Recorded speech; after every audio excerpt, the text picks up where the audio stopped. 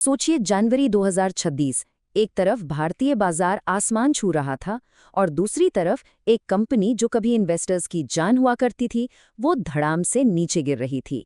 आज हम इसी कहानी की तह तक जाएंगे कि आखिर स्विगी के स्टॉक में आई उस जबरदस्त गिरावट के पीछे की वजह क्या थी।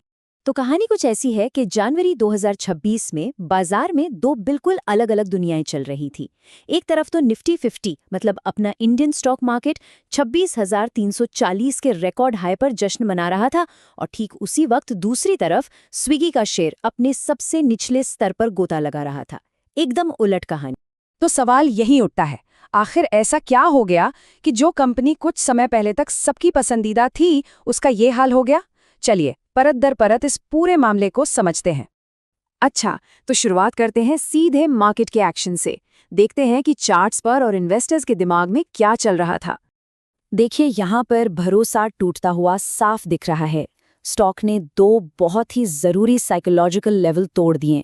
पहला था 390 रुपीज़ का आईपीओ प्राइस, जिस दाम पर कंपनी पहली बार बाजार में आई थी, और दूसरा 375 रुपीज़ का वो प्राइस जिस पर बड़े बड़े इंस्टीट्यूशनल इन्वेस्टर्स ने पैसा लगाया था।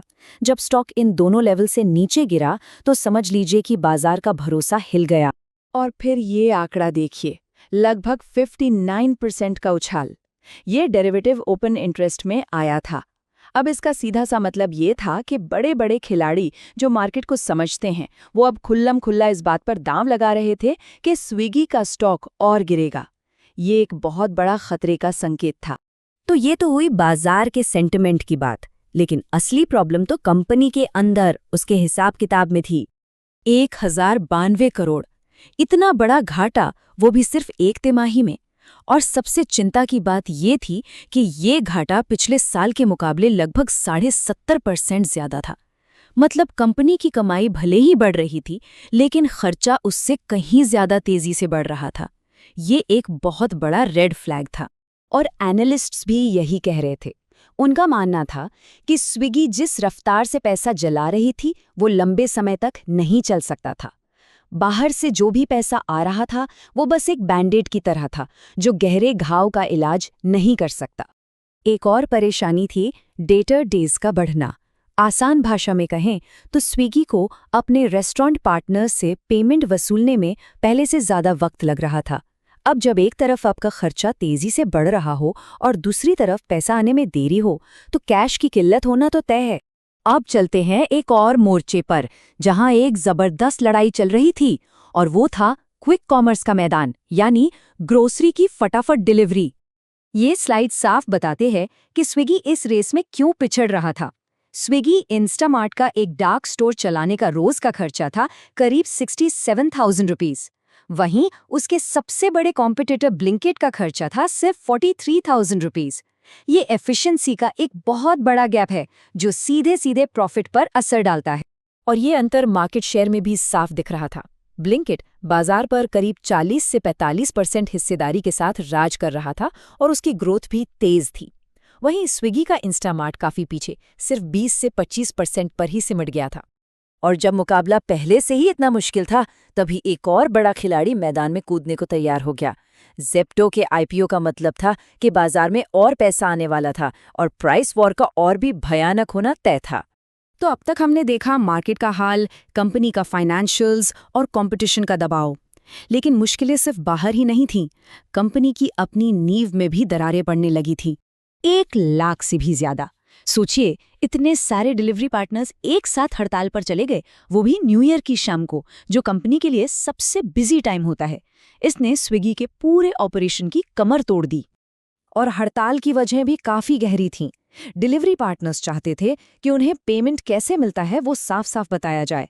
ये जो 10 मिनट डिलीवरी का जानलेवा प्रेशर है वो खत्म हो और उन्हें सोशल सिक्योरिटी जैसे फायदे मिले। और सिर्फ डिलीवरी पार्टनर्स ही नहीं, कस्टमर्स भी नाखुश थे। आधे से ज्यादा लोगों को लगता था कि ऐप पर खाने के दाम रेस्टोरेंट के असली दामों से ज्यादा होते हैं। ये सीधा सीधा भरोसे का सवाल था जो स्विगी खो रहा था। और इन सब के ऊपर सरकारी नज़र भी कंपनी पर पड़ चुकी थी। कॉम्पिटिशन कमीशन ऑफ इंडिया यानी सीसीआई को शुरुआती सबूत मिले कि स्विगी अपने एल्गोरिदम का इस्तेमाल करके कुछ रेस्टोरेंट्स को अनफेयर एडवांटेज दे रहा था। इससे कंपनी पर भारी पेनल्टी का खतरा मंडराने लगा।